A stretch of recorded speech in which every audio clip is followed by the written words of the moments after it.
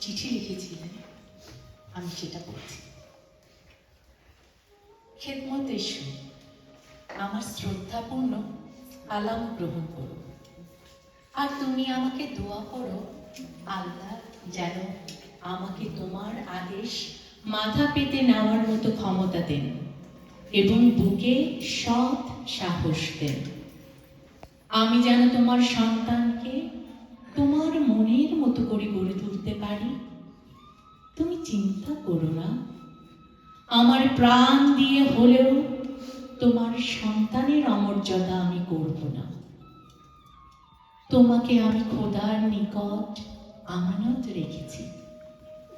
আল্লাহ যেন আমার স্বামীকে বাঁচিয়ে রাখেন।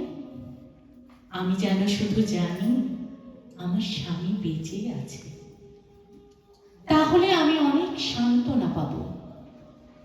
আল্লাহ যা করেন সব মঙ্গলের জন্য করেন। আল্লাহ কোন মঙ্গল নিহিত রেখেছেন তিনি জানেন। খোদা, আমি পাপিষ্ঠ, তবু তোমার বান্দা। আমার প্রার্থনা তোমাকে শুনতেই হবে। আয় খোদা, আমার স্বামীর আশা আকাঙ্ক্ষা তুমি ধূলিসাৎ করে দিও না। তার জান সালামত নিরাপদে রেখো। তুমি একা যেও না, সঙ্গে লোক নিয়ে যাওয়ার চেষ্টা করো। রাস্তায় খুব সাবধানে চলো, আগে থেকে খোঁজ নিও। যদি সম্ভব হয় তবে যেও। আল্লাহর উপর ভরসা রেখে খুব সাবধানে পথ চলো। তোমার কথা মোতাবেক টাকা আমি দিয়ে দিলাম। পরিস্থিতি বুঝে খালাম মারা গেলে আমিও চলে যেতে পারি। আল্লাহ যদি সই সালামতে পৌঁছাও, তুমি সংবাদ দেবার চেষ্টা করবে। পৌঁছে গেলে আমি তোমার জন্য চিন্তা করব না।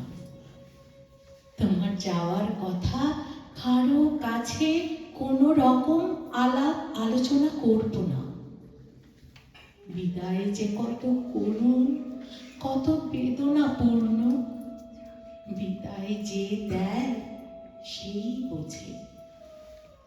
স্রোত যদি মাঝ নদীতে তরঙ্গ হারায়, তার বেদনা সেই বোঝে। আমি তোমার ছেলেমেয়েরা ভালোর দিকে, চিন্তা করো না। খোদা তোমার নিকট সঁপে দিলাম, তুমি হেফাজতে রেখো। ইতি হতভাগী বেনু।